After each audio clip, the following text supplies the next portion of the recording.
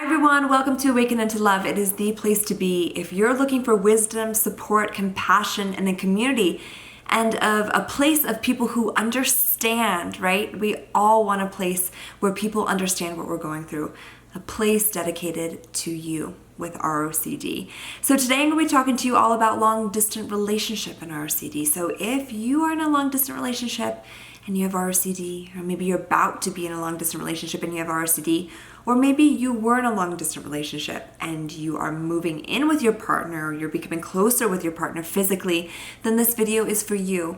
In the beginning, I'm going to be answering the top most requested questions that I got on Instagram. You can follow us at With Awaken into Love on Instagram, and I'm going to be answering those questions for you. At the end, I'm going to be giving you tips. What are some things that you can do if you're experiencing ROCD in your long distance relationship, and some reminders to keep you going when things feel really tough. I also want to say that in this video, I'm going to be saying LDR a lot, long distance relationship, as a short abbreviation for long distance relationship, because it's going to be hard to say long distance relationship every time, and it's probably going to start annoying you. So let's talk all about LDR and ROCD combined. Now, the first thing that I want to say is that for anyone who is in LDR, it's difficult, it's challenging. It's not easy to be an LDR. You hardly see your partner. Maybe you see them once a month, maybe once a week, maybe even once a year. It can be challenging. Aside from people who even have ROCD, there can be different expectations that come up. There can be different feelings that come up that can feel confusing. And there can be also periods of sadness, of grief, of confusion, and doubt. Am I making the right decision? Do I really want to be with my partner, right? These are all very normal things to have and anxieties to have. And it doesn't mean that you're in a wrong relationship or that you need to leave. These are just normal parts of being in an LDR. So there's something that Alexis, our Awaken into Love ROCD specialist and therapist and coach, really talks about in regards to being in an LDR, which is that it can be an incredible portal for deeper awakening and growth. Yes, within yourself, but also within your relationship. And I know that we don't hear that a lot, right? We see articles saying LDRs are so difficult, they're not good, they can hurt the relationship, yada, yada, yada. But what if an LDR was actually another portal for you to become more awakened and into a deeper healing within yourself and also with your relationship? And what that basically means is that an LDR really forces an individual to become more of an individual. You can't really run away from the pain that you may be suppressing about your anxious attachment styles or codependency or wholeness giveaway syndrome. It really gives you an opportunity to go deeper into healing with the right tools. So keeping that in mind, we can really see LDRs as a greater opportunity for awakening. And hats off to you if you're in an LDR, because this is challenging work. ROCD and in a relationship with someone who is physically close in and of itself is difficult. But when you add being in a long distance relationship, well, that means that you're definitely more of a warrior, because it can be harder, especially if you have different attachment styles or anxious attachment styles and you can't necessarily physically be with your partner. So not to let that scare you, because at the end I will be giving you tools that can breed more connection and intimacy within your relationship, and strong reminders to help you and get you going and get you in the line of healing and connection with your partner. Before I do that, I'm going to answer questions, and I have a feeling that these will resonate with you, especially if you're in an LDR, because at the end of the day, we're all human. You're not alone, and people with ROCD, hey, you all experience the same exact thoughts, the same feelings, and the same obsessions. You're not alone. So the first question that I'm going to be going over today is all about exposure. Kiyomi, how do I work on exposure work even when I'm not with my partner? So the good news is that you don't need to be physically in contact with your partner in the same space to do exposure work. For a lot of our clients and members who are in an LDR, there are a couple different compulsions that can absolutely be common when an individual is in an LDR.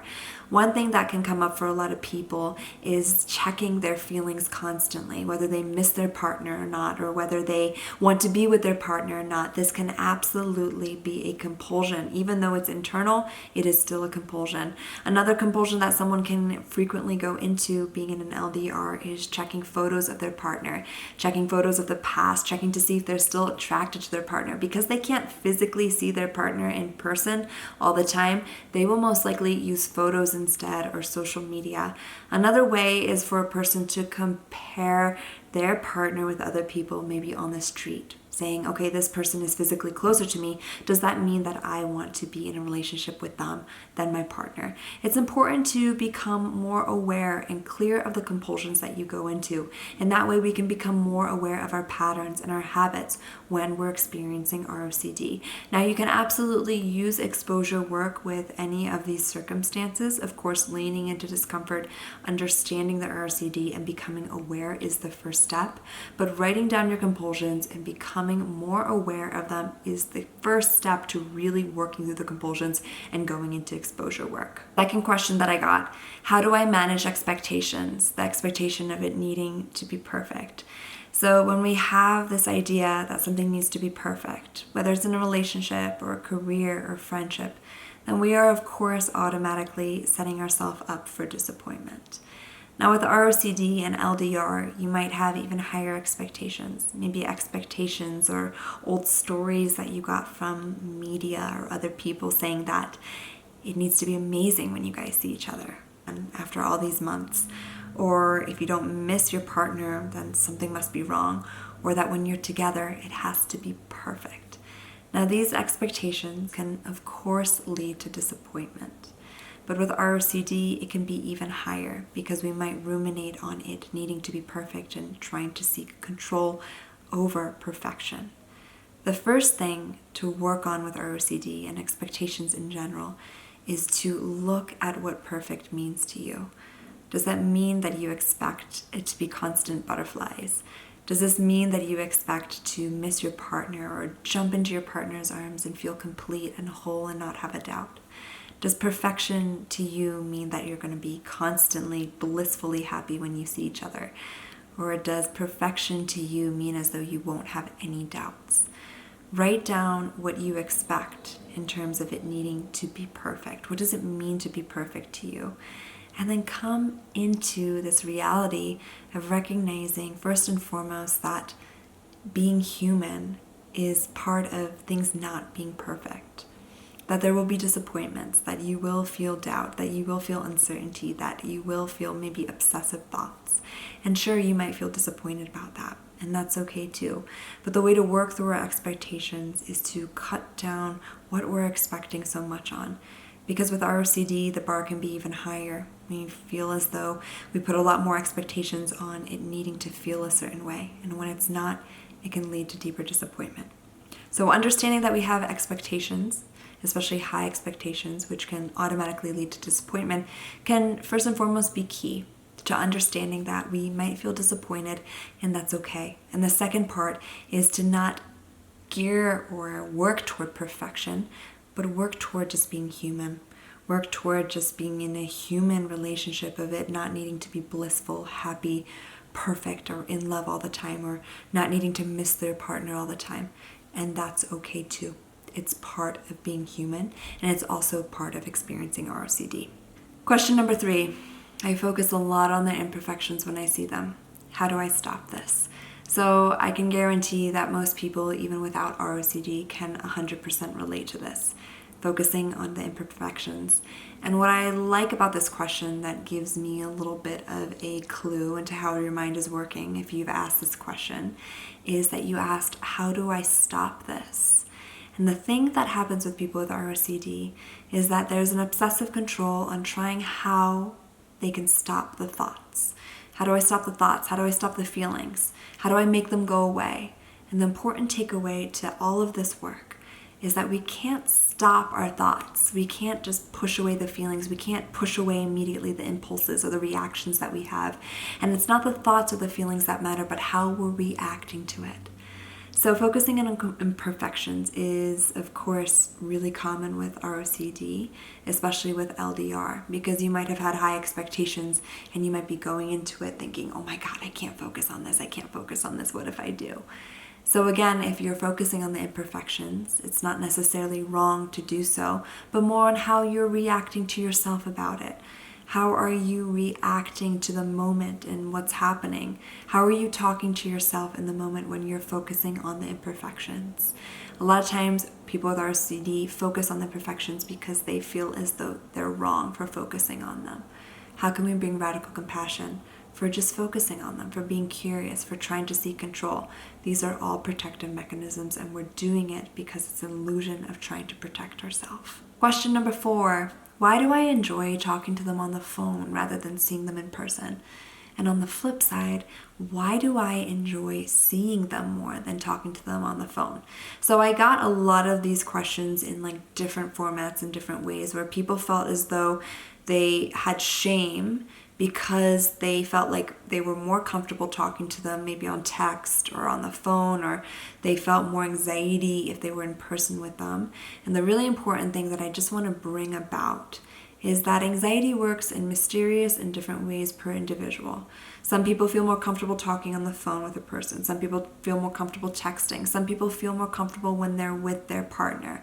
It's all dependent on the individual. And think about it on a day-to-day perspective. Some of my friends would rather text. Some of my friends would rather be on the phone. For me, I would much rather be on the phone with someone and get through it than go through texting. So the important thing to just take away within this is every individual is different. And to work on radical compassion with the shame that you might be feeling, or maybe questioning yourself why you may be feeling a certain way when they're with you or not. Sometimes an individual may feel less anxiety if they are on the phone with their partner because there's not that face-to-face physical interaction that can be triggering. Some people prefer being in person with them because they feel as though they can be more connected, more intimate, more physically in their space. Everyone is different in terms of their individuality, in terms of their past, in terms of their culture, and none of it is wrong. It's just more on how you're working with it and how you're using it to awaken in your relationship and yourself. Question number 5, I'm constantly worrying that I don't miss my partner, or I don't need or want them anymore. So if you have this specific belief, right, this feeling like I constantly am worrying that I don't miss them, the first thing that will happen with our OCD is that the more we focus on needing to feel in love or needing to miss our partner, the less we're going to feel in love, the less we're going to miss our partner, because there's a hyper focus on needing to feel it. So a really important thing is to just bring into awareness about that. We're not going to miss our partner. We're not going to feel super in love with our partner when we're constantly trying to miss them or love them. The other thing I want to break down is this expectation on needing to miss our partner. And I'm sure that you can relate to this if you're not in a long-distance relationship. But if you're in a long-distance relationship, this is such a huge societal belief that so many people with being in a long-distance relationship feel as though they must feel. I need to miss my partner enough. I need to miss them more. If I don't miss them, what does that mean? If I don't need them, what does that mean? The beautiful thing about this is that we don't need to constantly be missing our partner. We don't need to constantly be feeling as though we need to see them. And that's the amazing thing about being individuals, about being whole. And again, with LDR, it's an opportunity for us to come more into our wholeness, for us to really work on the triggers that come up, for us to maybe work on our attachment styles and all the different pain points that can be unmasked if we take away the ROCD. Again, just ask yourself where the specific belief came from. It probably came from a societal belief, thinking of it in my mind, and why there's this need of needing to miss someone, as though missing someone is an antidote for needing to be with them or wanting to be with them. Question number 6, why do I get so afraid of seeing them again? Well, we need to take into account that RCD is anxiety, and anxiety latches onto things and perceives it to be a threat. So if we're constantly anxious about our partner, if we're constantly anxious about our relationship, then our brain is going to start thinking as though our partner is something to be anxious about. And that's a simplistic form. There's so much science and biology and a lot more amazing science about it, but that's just a simplistic form. Our brain has associated them with anxiety, and the good news is we can work through that. It's not permanent, but that's why you might feel as though you're fearful. You might also have expectations. What if it's not good? What if I don't miss them? What if I don't really want to see them? What if I'm not happy? And all of these type of fears that can bring about anxiety. So you're not alone with that. Question number 7, I have a fear of growing apart, fear of healing without them. Now, in any type of relationship, even if we're physically with someone, we're going to constantly be growing and healing individually. Now, growing apart is, of course, a very, very common obsessive theme with people with ROCD. But the truth is that as individuals, we are constantly growing individually. And there are absolutely tools and exercises that we can use to become in a more connected relationship. My question for you is, how can you heal and how can you share that with your partner? How can you grow and how can you grow with your partner? How can you evolve and also evolve with your partner? That's what I would go to. Question number 8, transitions from being in an LDR to not, or maybe you're not in one and you're going into an LDR. Now, any type of change, any type of transition can bring up anxiety and bring up fear. So if you're experiencing a lot of fear, if you're experiencing a lot of anxiety and you're moving in together, or you're moving into being in a long distance relationship, it's okay to have doubts. It's okay to have feelings. It's okay to have sensations that cause you to have more anxiety. You're moving into something new, and something that I bring a lot with it, both in the community and also just on the Instagram page, is our brain seeks comfort. It seeks familiarity. So any type of change is going to feel uncomfortable. Any type of unfamiliar sensation to the brain is going to cause alarm bells. And especially if you are more prone to feeling more stressed out when you're going through changes, then you might feel anxiety then too. But remember, everyone, going into discomfort and feeling anxiety or fear does not mean that you're doing anything wrong. It's just that the brain hates change. One thing that I kind of want to spiral back into and kind of end with in regards to the questions that I got is that RCD is a protective mechanism. So it can mask a lot of feelings that are so very normal with being in an intimate relationship and also being in an LDR. So sometimes ROCD can spin more out of control if you're experiencing maybe sadness that you wish your partner was closer, sadness that you had an intimate relationship that was more physical, right? Or like more physically intimate, but you can't because you're in an LDR. It can bring about different types of feelings. So understanding and working with the emotions, understanding that they're part of this human experience and they're part of ROCD can first and foremost be helpful, but starting to bring radical compassion to the feelings and understanding that they could be masking deeper feelings of fear and pain. And these deeper feelings, because I know this can be a trigger for a lot of people, can just be feelings of just sadness, right? Sadness that they can't compare their relationship to their friends, or when they do, they feel left out because they wish their partner was there. Or just sadness that they can't interact with their partner, and that can be masked to ROCD. So really taking time to bring radical compassion to yourself.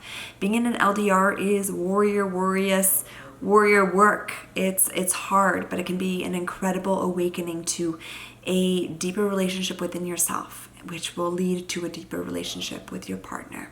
So some other things that also came up for other people, which is not necessarily in regards to ROCD, but just in general, right? Different fears can come up for different people of being in an LDR. What if my partner cheats on me? What if my partner ends up finding someone else? What if my partner leaves me? These are very common anxieties that someone can go through, especially if they in the past have been cheated on, saw a difficult relationship with their parents, had some trauma, childhood wounds can absolutely come up. So work with the anxiety the same way you would work with any other form of anxiety and any other form of struggle that you're going through as well. These can absolutely come up if someone is in an LDR, and even if someone is in a relationship where someone is physically close. So a couple of helpful tips if you're in an LDR, which can help minimize the ROCD and also build more connection with your partner. One thing that can be helpful is setting realistic expectations. So we talked a lot about expectations and this feeling of needing things to be perfect, but what can also be helpful is writing down expectations of what a relationship will most likely look like with ROCD, right? So even writing down things like, it is expected to feel and worry about missing my partner, or it is expected to check my feelings about missing them or not. Just this expectation of ROCD in general. But then also coming into couples work, expectation about your partnership. Are you going to be talking to your partner every day? At what time are you going to be talking to your partner? And also setting up a routine. So routine and structure can be beautiful with an LDR because it sets some sort of certainty. It also sets some sort of a structured connection that can happen whenever you meet with your partner. And you might not feel necessarily connected, you might feel disconnected, but leaning into the disconnection is also the exposure work as well. Another thing that maybe happen, especially with exposure, is seeing your partner anyway. You may be avoiding seeing them, especially going on a Skype with them. You haven't seen them in a while. See them anyway. Lean into the things that you're fearful of. If you're afraid of seeing them, set a date with them anyway. If you're afraid of talking to them, talk to them anyway. That is even deeper exposure work as well and can be extremely and will be extremely helpful for building more connection also within your relationship. Another tip for just generally creating more connection within your relationship is asking yourself what makes you feel more connected when you're on Skype. Maybe it's looking intimately at each other. Maybe it's doing the same thing together. Maybe it's going on a date together in your house or they're at their house. Setting something up that can be more intimate and can build more connection can also be helpful as well. Now, some takeaways and some reminders that will help you while you're in an LDR. The first one is that LDRs are hard for everyone. You're not alone. And if you're struggling, then really, no, you're not alone. LDRs can be challenging, but they can be an extremely powerful awakening for you to become more intimate with yourself and build that connection with you and build that connection with your partner. ROCD may be masking feelings of sadness, of grief, of fear, and tapping into that and becoming more intimate with yourself will help the ROCD. LDRs can be a deeper tool for deepening awakening and deeper work. It will force you to become more into your wholeness than to rely on your partner for constant reassurance and approval. Develop your relationship with yourself despite the fear of losing your relationship or your partner. Partnership is about being two individuals growing individually and growing together. Another tip is to just watch out for your stories in regards to LDR and even in relationships. Where did this false story come from? Where do these expectations come from? A lot of times you might realize that they're societal based and they don't even come from us. Needing to miss your partner all the time, needing to feel constant passion, needing to feel this sense of aliveness every time you see each other, and then feeling disappointed when you're not. Where did these stories come from? You don't have to believe them. They don't have to be your story. Watch out for expectations. Watch out for the need of things needing to be a certain way. Lean into the discomfort. Lean into disconnection being part of it. Lean into understanding that sometimes disconnection actually helps with connection as well. Create structure and routine together and also for yourself. What are some ways where you both can connect? What are some things that you can do together? These are ways to deepen the relationship and deepen your connection with your partner and also with yourself. To end this whole video on LDR, again, LDRs can be difficult. I was in an LDR with actually my husband when I was going into college, and that was a whole nother thing. So I can completely understand if this is challenging for you. No, you're not alone. Use these tips, and if they're helpful for you, use them even more. They can bring comfort, they can bring relief, they can bring peace when you are struggling with ROCD in an LDR. LDRs can be an incredible form of awakening. As Alexis said, they can actually help you deepen yourself into healing. So use these opportunities to awaken within yourself and also within your relationship. So that's it for today's video. I hope you enjoyed that whole video on LDR. If you haven't followed us on Instagram, we post stories constantly. We post posts all on relationship OCD and awakening to love. So follow us at With Awaken into Love. And if you're seeking and wanting freedom from ROCD, then join us at rocdcourse.com. And also, if you're new, feel free to download the free ROCD checklist. You can find that at awakenintolove.com. In 2 weeks, I'm going to be talking to you all about being young and having ROCD, something something that I can definitely relate to. And after that, I'll be talking about cheating with ROCD, being afraid of cheating. So we're going to be going into all of those topics within the next couple of weeks. Hope you all had an incredible New Year's. It is the new year, which means it is a year full of new opportunities, new healing, and new awakening. Here's to being human, everyone. I'll talk to y'all soon. Take care. Bye-bye.